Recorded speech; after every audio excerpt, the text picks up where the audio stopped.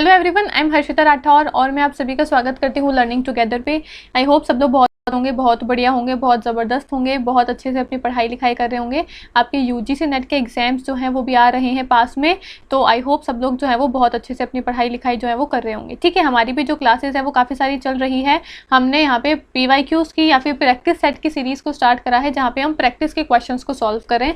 Teaching aptitude का practice set already हो चुका है। रिसर्च में भी हमने काफ़ी सारे प्रैक्टिस सेट की जो प्रैक्टिस है वो ऑलरेडी कर ली है। आज हम यहाँ पे 4th वाला प्रैक्टिस सेट करने वाले हैं रिसर्च एप्टीट्यूड में, जो कि आपका लास्ट प्रैक्टिस सेट रहेगा रिसर्च एप्टीट्यूड का। फिर हम कम्युनिकेशन या फिर लॉजिकल रीजनिंग या फिर कोई दूसरे यूनिट को स्टार्ट करेंगे। ठीक है, तो आज की क्लास में भी हम रिसर्च एप्टीट्यूड के क्वेश्चंस को सॉल्व करेंगे। मुझे कमेंट करके बताना कितने क्वेश्चन आपके सही हो रहे हैं, कितने क्वेश्चन आपके गलत हो रहे हैं।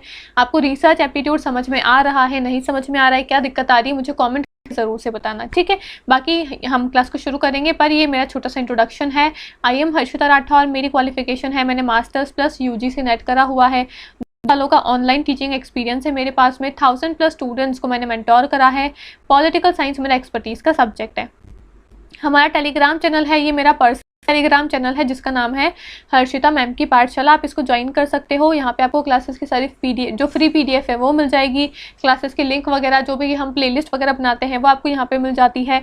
कोई भी आपकी एग्जाम से जुड़ी हुई अपडेट आती है, कोई भी आपकी है ना जानकारी होती है, आपकी कोई भी करंट अफेयर की न्यूज़ होती है, आपकी कोई भी वैकेंसी की जुड़ी हुई कोई भी अगर है ना न्यूज़ आती है, वो सारा चीज़ मैं यहाँ पे अपलोड करती रहती हूँ। तो आप इसको याद से ज्वाइन कर लेना। काफ़ी सारे स्टूडेंट्स ने इसको ऑलरेडी ज्वाइन कर लिया है और यहाँ पे बच्चे मुझसे डिस्कस भी करते रहते हैं, तो आप भी यहाँ पे ज्वाइन कर सकते हो। आपको कोई भी दिक्कत आती है तो आप मुझे कॉमेंट बॉक्स में, वीडियो के कॉमेंट बॉक्स में या फिर मेरे टेलीग्राम चैनल पर मुझे मैसेज कर सकते हो। ठीक है, और एक हमारा कॉमन टेलीग्राम चैनल है जिसका नाम है लर्निंग टुगेदर। यहाँ पे आपको क्लासेस की सारी इन्फॉर्मेशन वगैरह जो है वो मिलती रहती है, तो आप याद से दोनों ही टेलीग्राम चैनल को ज्वाइन कर लेना। ठीक है, अब हम आगे बढ़ते हैं और देखते हैं कि हमारा पहला क्वेश्चन जो है वो रिसर्च का क्या कह रहा है। The critical difference between experimental and exposed factor research lies in the term of selection of simple casual connection between two variables, use of research tool या फिर control and manipulation of independent variables. क्या पूछा है, निम्नलिखित में से किस दृष्टि से प्रयोगात्मक और कार्योत्तर शोध में महत्वपूर्ण अंतर होता है। आपको यहाँ पे अगर आपने अलग अलग प्रकार के रिसर्च के टाइप्स पढ़े हैं तो आपने एक्सपेरिमेंटल और एक्सपोज्ड फैक्टर रिसर्च के बारे में पढ़ लिया होगा। यहाँ पे पूछा है कि आपका प्रयोगात्मक रिसर्च और आपका कार्योत्तर शोध जो होता है, आपका एक्सपेरिमेंटल रिसर्च और आपका एक्सपोज्ड फैक्टर रिसर्च जो होता है, इसमें अंतर क्या है वो आपको चुन के यहाँ पे बताना है। तो एक अंतर है जो बहुत ही इंपॉर्टेंट है और वो आपको पता भी होना चाहिए। तो सबसे पहला ऑप्शन बोला है प्रतिदर्शन के चयन, यानी कि सैम्पलिंग को जो हम सिलेक्ट करते हैं, जो हम हमारे नमूने चुनते हैं, उनको चुनने में यहाँ पे अंतर होता है क्या, या फिर दो चरों के बीच कारण कार्य का संबंध, यहाँ पे इसका अंतर होता है क्या, शोध उपकरण का उपयोग होता है, या फिर निराश्रित चर में नियंत्रण और जोड़ तोड़ का यहाँ पे अंतर होता है इन दोनों के बीच में। तो करेक्ट आंसर क्या हो जाएगा, option number D is your correct answer. Control and manipulation of independent variable, इस चीज में अंतर होता है आपकी प्रयोगात्मक, एक्सपेरिमेंटल और कार्योत्तर शोध यानी कि एक्सपोज्ड फैक्टर रिसर्च के अंदर। अब एक्सपेरिमेंटल रिसर्च क्या होती है और एक्सपोज्ड फैक्टर रिसर्च क्या होती है, इससे पहले भी मैं बात कर चुकी हूँ। एक्सपेरिमेंटल रिसर्च जहाँ पे हमको एक्सपेरिमेंट करके कोई नई चीज निकालनी होती है, ठीक है, उसको हम बोलते हैं प्रयोगात्मक शोध। जहाँ पे हम प्रयोग करते हैं कोई, उसको प्रयोगात्मक शोध बोलते हैं। इसमें क्या क्या होता है, इसमें आप यहाँ पे मैनिपुलेशन करते हो, यहाँ पे रैंडमाइजेशन करते हो, ठीक है। लेकिन जो आपका जो आपका एक्सपोज्ड फैक्टर, आपका कार्योत्तर शोध आता है, इसमें आपका मैनिपुलेशन यानी कि हेर फेर चरों के बीच में नहीं हो सकती है। ये बहुत बड़ा डिफरेंस है आपका एक्सपेरिमेंटल रिसर्च और एक्सपोज्ड फैक्टर रिसर्च का ही। ही आपकी क्वांटिटेटिव रिसर्च है। आपकी दो प्रकार की रिसर्चेज आती है। जितने भी रिसर्च के टाइप है उसको दो भागों में बांट सकते हो और इजीली अपने आंसर्स को सॉल्व कर सकते हो। एक होता है क्वालिटेटिव रिसर्च, एक होता है क्वांटिटेटिव रिसर्च। जितनी भी क्वालिटेटिव रिसर्च है सबकी विशेषताएं सेम है, जितनी भी क्वांटिटेटिव रिसर्च है सबकी विशेषताएं सेम है। तो एक्सपेरिमेंटल रिसर्च और कार्योत्तर शोध और प्रयोगात्मक शोध दोनों ही आपकी कौन सी है, क्वांटिटेटिव रिसर्च के अंदर आती है। यानी कि दोनों की विशेषताएं तो सेम है, पर दोनों में अंतर क्या है, दोनों में अंतर ये है कि एक्सपेरिमेंटल यानी कि प्रयोगात्मक शोध के अंदर हम हेरफेर कर सकते हैं, ठीक है, आपके जो वेरिएबल्स है उसके अंदर हम मैनिपुलेशन कर सकते हैं। लेकिन जो आपका एक्सपोज्ड फैक्टर रिसर्च होती है, जो आपका कार्योत्तर शोध होता है, इसमें हम मैनिपुलेशन यानी कि हेरफेर नहीं कर सकते हैं। तो ऑप्शन नंबर डी इसका करेक्ट आंसर है। आपसे यही पूछा था कि इसका अंतर क्या है, तो इसका अंतर हमने बता दिया, option number D is your correct answer. ठीक है, आगे बढ़ते हैं अगले सवाल पे। नेक्स्ट क्वेश्चन आपसे क्या पूछा है, अगला सवाल पूछा है कि an investigator used T test to compare two group of student on verbal aptitude. एक अनुसंधानकर्ता भाषाई प्रवीणता पर छात्रों के दो समूह की तुलना के लिए टी टेस्ट का प्रयोग करता है। अलग अलग प्रकार के टेस्ट होते हैं जिसमें से एक टेस्ट होता है आपका टी टेस्ट। अब ये टी टेस्ट क्या है वो आपको अगर पता है तो इस सवाल का आंसर आप दे सकते हो। यहाँ पे बोला है कि एक इन्वेस्टिगेटर है जो क्या कर रहा है, टी टेस्ट का उपयोग कर रहा है to compare two group of student on verbal aptitude, यानी कि भाषाई प्रवीणता के आधार पे, वर्बल एप्टीट्यूड के आधार पे उसने क्या करा, दो अलग अलग ग्रुप बना लिए और उन ग्रुप को वो टी टेस्ट लगाकर क्या कर रहा है, कंपेयर कर रहा है, उन दोनों के बीच में तुलना कर रहा है। ठीक है, बोला है he repeated his experiment 100 times and obtained significant differences between 99 times, यानी कि वह अपने प्रयोग को 100 बार दोहराता है, अपना जो टेस्ट है उसको 100 टाइम्स दोहराता है और 99 बार में सार्थक अंतर पाता है और 99 बार उसको इन दोनों ही ग्रुप के बीच में एक सार्थक अंतर जो है वो मिलता है। On the basis of this he decided to reject the null hypothesis. The probability of committing typical type 1 error was, ठीक है, इसके आधार पर वह शून्य परिकल्पना को अस्वीकार करने का निर्णय लेता है। तो इसमें प्रथम प्रकार की त्रुटि होने की संभावना कितनी है, 0.01, 0.02, 0.05 या फिर 0.10। इसका करेक्ट आंसर क्या हो जाएगा, इसका करेक्ट आंसर क्या होगा उसको तो हम बाद में देखेंगे, पर सवाल मैडम बहुत ही ज़्यादा टिपिकल पूछ लिया, समझ में ही नहीं आया हमको तो, है ना। सवाल क्या पूछा है, एक इन्वेस्टिगेटर है, ठीक है, एक इन्वेस्टिगेटर है, वो इन्वेस्टिगेशन कर रहा है, उसने यहाँ पे दो ग्रुप बनाए। एक ग्रुप वो बनाया जो कि मतलब दोनों ग्रुप बनाए किसके आधार पे, भाषा के आधार पे, लैंग्वेज के आधार पे दो ग्रुप बनाए और दोनों ही ग्रुप्स को वो यहाँ पे तुलना कर रहा है, दोनों के बीच में यहाँ पे कंपैरिजन कर रहा है। उसने अपना टेस्ट जो है वो 100 बार लगाया, दोनों ही ग्रुप्स के बीच में 100 बार उसने टेस्ट लगाया कि दोनों के बीच में कुछ तो अंतर मिले मुझे, और 99 बार उसको दोनों ग्रुप के बीच में एक अंतर मिलता है और उस अंतर के आधार पे वो क्या करता है, जो नल हाइपोथेसिस है आपकी, जो आपकी शून्य परिकल्पना है, उसको अस्वीकार करने का निर्णय लेता है, जो नल हाइपोथेसिस है उसको रिजेक्ट कर देता है। अब आपको बताना है कि टाइप 1 एरर को कमिट करने के चांसेस कितने ज़्यादा हैं ऐसी टाइप की रिसर्च के अंदर। अब मैडम बहुत सारी चीज़ें इसके अंदर आ गई है।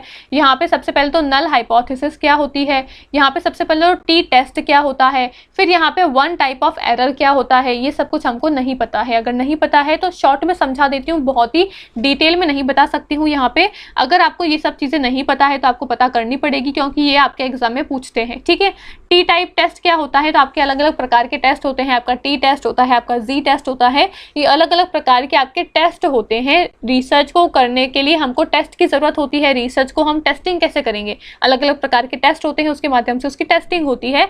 तो ये एक प्रकार का टेस्ट है आपका टी टेस्ट। इतना समझ में आ गया, ठीक है। अब हाइपोथेसिस क्या है और हाइपोथेसिस में भी नल हाइपोथेसिस क्या है, तो हाइपोथेसिस क्या होती है, हाइपोथेसिस होती है आपकी एक टेंटेटिव स्टेटमेंट, एक आपका ऐसा कथन होता है जो कि ये कहता है कि मैं इस कथन के आधार पे अपना रिसर्च करने वाली हूँ। ये कथन आपका सही भी हो सकता है, आपका गलत भी हो सकता है। फॉर एग्जाम्पल, अगर मैं किसी चीज़ के ऊपर रिसर्च करने वाली हूँ तो मेरा उस रिसर्च पे, मैं जो क्वेश्चन के ऊपर रिसर्च कर रही हूँ, भाई मेरे को कोई दिक्कत होगी, कोई प्रॉब्लम होगी, तभी तो मैं रिसर्च कर रही हूँ। तो अब उस प्रॉब्लम का सोल्यूशन मेरे अनुसार क्या है, पहले मेरे को वो बताना पड़ता है। ये भाई सपोज एक्स कोई प्रॉब्लम है और इस एक्स प्रॉब्लम का ए सोल्यूशन है, मेरे अनुसार वो सोल्यूशन है। ज़रूरी नहीं है कि वो सोल्यूशन हकीकत में भी सही ही हो, वो सोल्यूशन सही भी हो सकता है, गलत भी हो सकता है, पर मैंने माना कि कोई एक्स प्रॉब्लम है और इस एक्स प्रॉब्लम का ये सोल्यूशन हो सकता है। अब वो सोल्यूशन है या फिर नहीं है, उसको प्रूव करने के लिए मैं पूरी रिसर्च को करती हूँ। ठीक है, और ये जो सोल्यूशन मैंने बनाया है, इस सोल्यूशन को ही क्या बोलते हैं, ये टेम्पररी सोल्यूशन है। मैंने बताया कि भाई रिसर्च करने के बाद में इसको मैं टेस्ट करूँगी, अलग अलग प्रकार के टेस्ट है ना, टेस्ट लगाऊंगी, टी टेस्ट लगाऊंगी, जी टेस्ट लगाऊंगी, अलग अलग प्रकार के टेस्ट लगाऊंगी और फिर चेक करूंगी कि जो मेरे अपना सोल्यूशन बनाया था इस प्रॉब्लम का, क्या वो सही निकला या फिर गलत निकला। तो वो सोल्यूशन मेरा टेम्पररी है, परमानेंट नहीं है, वो गलत भी हो सकता है, सही भी हो सकता है। ठीक है, इसी सोल्यूशन को हम बोलते हैं हाइपोथेसिस। ठीक है, यानी कि हाइपोथेसिस बनाना, आपकी समस्या के ऊपर आपका कोई सोल्यूशन क्या है वो बनाना। ठीक है, अब हाइपोथेसिस भी दो प्रकार की होती है, एक होती है नल हाइपोथेसिस, एक होती है आपकी अल्टरनेटिव हाइपोथेसिस, एक होती है आपकी शून्य परिकल्पना, एक होती है आपकी रिसर्च हाइपोथेसिस या फिर अल्टरनेटिव हाइपोथेसिस। अब यहाँ पे अलग अलग प्रकार की हाइपोथेसिस के क्या मतलब है वो डिटेल में इतना मैं नहीं जाऊंगी, पर अब ये नल हाइपोथेसिस क्या होती है। नल हाइपोथेसिस ये कहती है कि जो दो चर हैं, उन दोनों के बीच में कोई रिलेशन नहीं है, नेगेटिव की बात करती है। लड़के लड़कियों में कोई रिलेशन नहीं है, एक्स वाई में कोई संबंध नहीं है, ए बी में कोई संबंध नहीं है, नहीं की बात करती है, ये हमेशा नेगेटिव की बात करती है। और जो दूसरी वाली हाइपोथेसिस होती है आपकी, अल्टरनेटिव हाइपोथेसिस होती है, वो क्या बात करती है, वो बोलती है कि दोनों चरों के बीच में कोई संबंध है, लड़के लड़की में संबंध है, एक्स वाई में संबंध है, ए और बी में संबंध है, वो पॉजिटिव की बात करती है। शून्य परिकल्पना यानी कि नल हाइपोथेसिस आपकी नेगेटिव की बात करती है। समझ में आ गया इतना? ठीक है, टेस्ट समझ में आ गया, हाइपोथेसिस समझ में आ गया, नल हाइपोथेसिस समझ में आ गया। अब एरर क्या होते हैं ये सब कुछ समझ में आ जाएगा तो फिर सवाल आपके लिए ईजी हो जाएगा। ठीक, इतना सब कुछ मुझे आपको समझाना पड़ रहा है। एरर क्या होते हैं? एरर होते हैं आपके, हम यहाँ पे चलते हैं, आंसर तो आपको दिख ही गया है, ए इसका आंसर है, पर हमको आंसर से मतलब नहीं। आंसर तो आप वैसे भी सॉल्व कर सकते हो, पीडीएफ डाउनलोड कर लोगे और आंसर सॉल्व कर लोगे। यहाँ पे मेरा मेन मकसद क्या है, आपको कॉन्सेप्ट समझाना। तो आंसर तो छोड़ दो, कॉन्सेप्ट की तरफ हम यहाँ पे बढ़ते हैं। अब आपके दो प्रकार के टेस्ट होते हैं, एक होता है आपका टाइप 1 टेस्ट और एक होता है आपका टाइप 2 टेस्ट। ठीक है, दो प्रकार के आपके एरर होते हैं, सॉरी टेस्ट नहीं होते हैं। टाइप 1 एरर होता है एक आपका, आपकी रिसर्च के अंदर एरर भी तो हो सकता है, एरर यानी कि गलती, त्रुटि। तो रिसर्च में त्रुटि भी हो सकती है, गलतियां भी हो सकती है। ये गलतियां दो प्रकार से हो सकती है, एक तो होता है आपका टाइप 1 एरर, एक तो 1 प्रकार की एरर, एक 2 प्रकार की एरर यानी कि टाइप 2 एरर। इसका नाम ही ये है, टाइप 1 एरर, टाइप 2 एरर, या फिर इसको हम बोल सकते हैं अल्फा एरर, है ना, और इसको हम बोल सकते हैं बीटा एरर। ठीक है, अल्फा या फिर बीटा के नाम से भी हम इसको जान सकते हैं, या फिर टाइप 1 और टाइप 2 एरर के नाम से भी इसको जान सकते हो। अब ये टाइप 1 एरर और टाइप 2 एरर होता क्या है मैडम? जब आपकी नल हाइपोथेसिस, आप जब भी रिसर्च करते हो तो आप, मैंने बताया कि हाइपोथेसिस बनाते हो, अपना प्रॉब्लम का सोल्यूशन बनाते हो, और वो आप हमेशा क्या करते हो, जो दो हाइपोथेसिस होती है आपकी, नल हाइपोथेसिस और अल्टरनेटिव हाइपोथेसिस। तो जो नल हाइपोथेसिस होती है, हम हमेशा उस हाइपोथेसिस को टेस्ट करते हैं, अलग अलग प्रकार के टेस्टिंग के टूल्स लगाते हैं, और नल हाइपोथेसिस, शून्य परिकल्पना को हम टेस्ट करते हैं। अब ये जो नल हाइपोथेसिस है, इसको आप रिजेक्ट करते हो या फिर एक्सेप्ट करते हो, उसके आधार पे आपके दोनों प्रकार के एरर जो है वो होते हैं। अगर नल हाइपोथेसिस आपकी ट्रू है, शून्य परिकल्पना आपकी सही निकली, पर फिर भी आपने उसको गलत मान लिया, फॉल्स मान लिया, तो टाइप 1 एरर आपका हो जाता है रिसर्च के अंदर। अगर नल हाइपोथेसिस आपकी गलत है, फॉल्स है, पर फिर भी आपने उसको रिसर्च में ट्रू मान लिया, तो हो जाता है आपका टाइप 2 एरर। ठीक है, अब ये कंफ्यूजिंग है कि भाई ट्रू फॉल्स किस में हो रही है, पर याद रखना पड़ेगा भाई, और कोई चारा नहीं है हमारे पास में। अब नल हाइपोथेसिस को ट्रू और फॉल्स कैसे मानोगे? मैंने कोई हाइपोथेसिस बनाई और नल हाइपोथेसिस क्या कहती है कि इन दोनों के बीच में कोई संबंध नहीं है। ठीक है, ये बात करती है। नल हाइपोथेसिस मेरी सही निकल रही है कि भाई हाँ, मैंने रिसर्च कर लिया, रिसर्च करने के बाद में मुझे पता चला कि हाँ, नल हाइपोथेसिस जो है, उसने जो कहा था कि इन दोनों के बीच में कोई संबंध नहीं है, वो सही कहा था, ये हाइपोथेसिस जो है वो सही है। पर फिर भी मैंने रिसर्च करते टाइम पे उसको गलत बता दिया कि नहीं, रिसर्च में है वो सही, पर एक्चुअल में जो उसका रिजल्ट आया वो सही आया, पर मैंने उसको गलत बता दिया रिसर्च में, तो यहाँ पे मैंने त्रुटि कर दी। कौन सी त्रुटि हुई? टाइप 1 वाला एरर यहाँ पे हो गया। दूसरा क्या बताया मैंने? टाइप 2 एरर, मेरी नल हाइपोथेसिस जो ये कहती है कि दोनों के बीच में संबंध नहीं है, नेगेटिव की बात करती है, वो चीज गलत है, इन दोनों के बीच में कोई संबंध है, पर नल हाइपोथेसिस मैंने क्या बनाई थी कि दोनों के बीच में कोई संबंध नहीं है, तो यानी कि ये चीज जो है वो फॉल्स है। जो नल हाइपोथेसिस मैंने बनाई थी वो फॉल्स निकली। नल हाइपोथेसिस क्या कहती है? दोनों के बीच में संबंध नहीं है, पर ये चीज जो है वो गलत निकली, दोनों के बीच में तो कोई संबंध है, तो यानी कि मेरी नल हाइपोथेसिस फॉल्स हो गई। पर फॉल्स यानी कि हकीकत में जब मेरी हाइपोथेसिस गलत है, मेरी परिकल्पना गलत है, गलत होने के बावजूद मैंने उसको सही बता दिया रिसर्च में, तो यहाँ पे भी मैंने गलती करी है, त्रुटि करी है। अब कौन सी हो गई? अब आपकी टाइप 2 एरर हो जाता है। तो टाइप 1 एरर क्या होता है? जब नल हाइपोथेसिस ट्रू होती है, सही होने के बावजूद हम उसको गलत बताते हैं, तो टाइप 1 एरर होता है। टाइप 2 एरर कब होता है? जब नल हाइपोथेसिस आपकी फॉल्स होती है, फॉल्स होने के बावजूद हम उसको सही बता देते हैं, उल्टा हो जाता है टाइप 1 का टाइप 2 के अंदर, तो होती है आपकी टाइप 2 एरर। ठीक है, अब आई होप इतना सब कुछ आपको समझ में आ गया होगा। अब यहाँ पे बताना है कि टाइप 1 एरर जो है आपका, यानी कि नल हाइपोथेसिस आपकी यहाँ पे सही थी। ठीक है, नल हाइपोथेसिस आपकी यहाँ पे सही थी, पर फिर भी आपने गलत मान लिया उसको। ये बोल रहा है ना यहाँ पे कि मैंने शून्य परिकल्पना को अस्वीकार करने का निर्णय ले लिया। जो आपकी नेगेटिव हाइपोथेसिस है, जो आपकी हाइपोथेसिस है, उसको मैंने क्या कर दिया? रिजेक्ट कर दिया, यानी कि उसको मैंने फॉल्स बता दिया। तो यहाँ पे टाइप 1 एरर हो गया। टाइप 1 एरर हो गया, तो वो कितने टाइप 1 एरर होने के चांसेस हैं? 0.01 है, 0.02 है, 0.05 है, या फिर 0.10 है। तो ऑप्शन नंबर ए आपने देख ही लिया है, ऑप्शन नंबर ए इसका करेक्ट आंसर है। को ऐसे करके काफी सारे कॉन्सेप्ट्स को यहाँ पे पढ़ना पड़ेगा, तब जाके ऐसे क्वेश्चन आपसे सॉल्व होंगे। ठीक है, इतना सब कुछ टाइम नहीं है हमारे पास में, हमको अभी फटाफट से प्रैक्टिस करनी है, लेकिन आप आराम से अपने जितने भी कॉन्सेप्ट्स है उसको ढंग से कवर करते हुए आगे बढ़ना। मेरे को यहाँ पे प्रैक्टिस के क्वेश्चन करवाने हैं, इसलिए मैं आपका एक ही क्वेश्चन पे इतना ज्यादा टाइम नहीं ले सकती हूँ। ठीक है, अगर फिर समझ में नहीं आता है तो मुझे कमेंट करके बताना, मैं शॉर्ट वीडियो में आपको समझा दूंगी। ठीक है, आगे बढ़ते हैं। अगले सवाल पे क्या पूछा है, which of the following is an example of primary data. Primary data होता है आपका प्राथमिक डेटा जो होता है, उसका उदाहरण क्या है। तो प्राइमरी डेटा क्या होता है, फिर भी मैं यहाँ पे कोशिश कर रही हूँ कि आपके सारे ही कॉन्सेप्ट यहाँ पे पहले क्लियर करूँ, फिर आपको क्वेश्चन सॉल्व करवाऊँ। ठीक है, प्राइमरी डेटा क्या होता है, तो डेटा हम कलेक्ट करते हैं, हमको रिसर्च करनी होती है, तो रिसर्च करने के लिए हमको डेटा कलेक्शन की जरूरत होती है। अब डेटा कलेक्शन हम दो तरीके से करते हैं, प्राइमरी डेटा और सेकेंडरी डेटा। तो यहाँ पे पूछा है कि प्राइमरी डेटा यानी कि प्राथमिक डेटा का उदाहरण कौन सा है। डेटा ऑब्टेन्ड फ्रॉम बुक्स, पुस्तकों से प्राप्त करा हुआ data. Data obtained from research articles, शोध लेखों से प्राप्त करा हुआ डेटा। डेटा ऑब्टेन्ड फ्रॉम सर्वे यानी कि सर्वे से प्राप्त करा हुआ डेटा, या फिर data obtained from secondary sources, द्वितीय स्रोत से प्राप्त करा हुआ डेटा। तो करेक्ट आंसर क्या हो जाएगा, ऑप्शन नंबर सी जो है, सर्वे करा है हमने खुद ने और फिर डेटा को कलेक्ट करा है, वो आपका प्राथमिक डेटा कहलाता है। प्राथमिक डेटा क्या होता है, वो डेटा जिसको हम खुद ढूंढते हैं। ठीक है, एक होता है सेकेंडरी डेटा यानी कि द्वितीय डेटा, जो हमको कहीं से मिलता है, कोई किताब में से मिल गया, कोई गूगल पे से मिल गया, कोई न्यूज़पेपर में से मिल गया। ठीक है, वो सेकेंडरी डेटा होता है, लेकिन जिस डेटा को हम खुद ढूंढते हैं जाके, वो होता है आपका प्राथमिक डेटा। तो हमने सर्वे करा है, सर्वे करके मैंने खुद ने ढूंढा है। सर्वे का आंसर मेरे को कहीं पे न्यूज़पेपर में पढ़ा हुआ नहीं मिला है, या फिर टीवी पे या फिर गूगल के ऊपर नहीं मिला है। मैंने सर्वे करा, लोगों से बातचीत करी, लोगों के व्यूज लिए, फिर मैंने डेटा को कलेक्ट करा। तो वो डेटा कौन सा है, मेरा प्राथमिक डेटा है, यानी कि प्राइमरी डेटा है। ऑप्शन नंबर सी इसका करेक्ट आंसर है। ठीक है, आगे बढ़ते हैं। अगले सवाल पे क्या पूछा है, which of the following is an example of qualitative research यानी कि गुणात्मक शोध का एग्जाम्पल कौन सा है। सर्वे, एक्सपेरिमेंटल, केस स्टडी या फिर मेटा एनालिसिस। तो मैंने अभी आपको बताया था कि क्वांटिटेटिव और क्वालिटेटिव दो प्रकार की रिसर्चेज आपकी रिसर्च में होती है। ठीक है, तो मैंने आपको बताया था कि क्वालिटेटिव और क्वांटिटेटिव दो प्रकार की शोध होते हैं। यहाँ पे पूछा है कि क्वालिटेटिव रिसर्च का एग्जाम्पल क्या है, सर्वे, एक्सपेरिमेंटल, केस स्टडी या फिर मेटा एनालिसिस। तो ऑप्शन नंबर इसका करेक्ट क्या हो जाएगा, ऑप्शन नंबर सी जो है, केस स्टडी, ये इसका करेक्ट आंसर है। ये आपका क्वालिटेटिव रिसर्च यानी कि गुणात्मक शोध होता है। बाकी सर्वे हो गया, केस स्टडी हो गया, ये सब क्या, सर्वे हो गया, एक्सपेरिमेंटल हो गया, सर्वेक्षण हो गया, आपका प्रयोग करना हो गया, मेटा विश्लेषण हो गया, ये आपका क्वांटिटेटिव रिसर्च का एग्जाम्पल है। लेकिन क्वालिटेटिव रिसर्च में कौन सी आती है, केस स्टडी आती है। ऑप्शन नंबर सी इसका करेक्ट आंसर है। ठीक है, आगे बढ़ते हैं। अगले सवाल पे क्या पूछा है, शोध में साहित्य समीक्षा का उदाहरण क्या होता है, यानी कि लिटरेचर रिव्यू का मतलब क्या होता है, लिटरेचर रिव्यू का उद्देश्य क्या होता है, पर्पस क्या होता है आपकी रिसर्च के अंदर।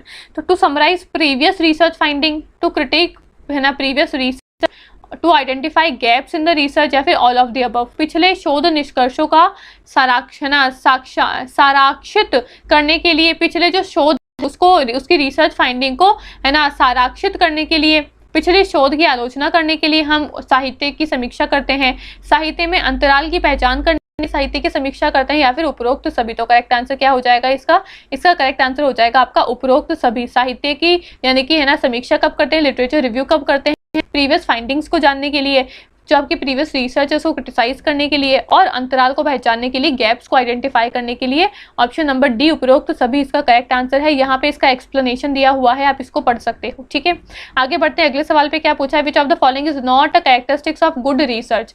अच्छी रिसर्च की विशेषता इनमें से कौन सी नहीं है, वो चूज करके बताना है। Clear and concise, broad and vague, relevant to the field of study, feasible to the answer. यानी कि एक अच्छी शोध का उदाहरण कौन सा नहीं है, ये स्पष्ट होनी चाहिए, स्पष्ट तो होनी चाहिए तभी अच्छी होगी।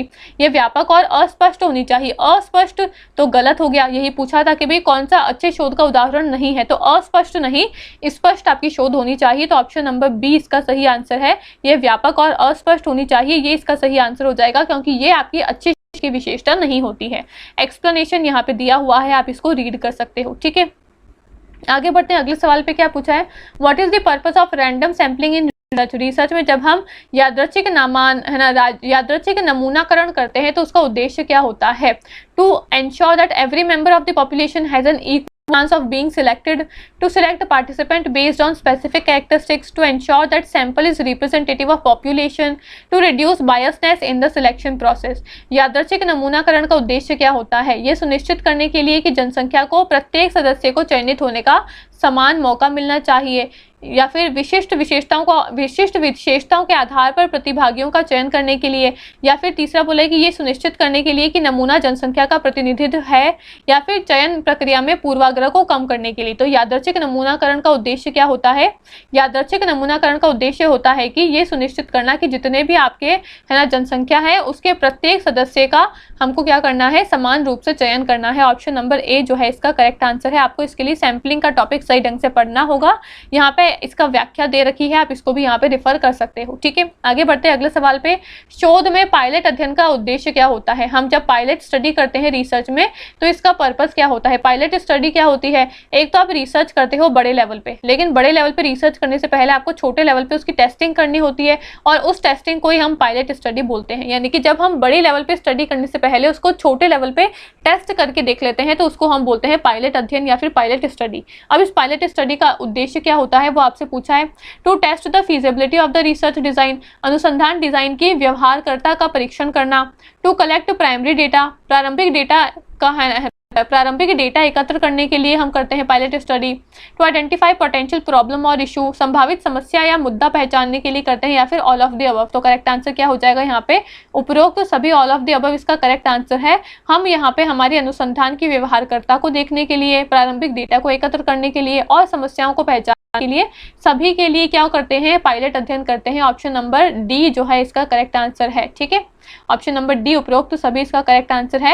यहाँ पे लिखा भी हुआ है कि पायलट अध्ययन एक छोटा पैमाने पर अध्ययन जो है वो किया जाता है। अनुसंधान की डिजाइन, व्यवहारकर्ता का परीक्षण करने, प्रारंभिक डेटा एकत्र करने और मुख्य अध्ययन के दौरान उत्पन्न होने वाली जितनी भी समस्याएं हैं उनको पहचानने के लिए हम पायलट स्टडी करते हैं। ठीक है, आगे बढ़ते हैं अगले सवाल पे। शोध में सांख्यिकीय विश्लेषण का उद्देश्य क्या होता है? रिसर्च में स्टैटिस्टिकल एनालिसिस का उद्देश्य क्या होता है? To summarise data, to test hypothesis, to identify pattern and relationship, या फिर ऑल ऑफ द अबव। यानी कि रिसर्च में सांख्यिकीय विश्लेषण का उद्देश्य क्या होता है? डेटा को सारांशित करने के लिए, परिकल्पनाओं का परीक्षण करने के लिए, पैटर्न और संबंधों की पहचान करने के लिए, या फिर उपरोक्त सभी। तो ऑप्शन नंबर डी जो है उपरोक्त सभी इसका करेक्ट आंसर है। हम स्टैटिस्टिकल एनालिसिस कब करते हैं? जब हमको डेटा को सारांशित करना होता है, परिकल्पना का परीक्षण करना होता है और पैटर्न और संबंधों को पहचानना होता है, तब इन सभी के लिए हम सांख्यिकीय विश्लेषण यानी कि स्टैटिस्टिकल एनालिसिस करते हैं। ऑप्शन नंबर डी इसका करेक्ट आंसर है। यहाँ पे इसका एक्सप्लेनेशन भी दिया हुआ है।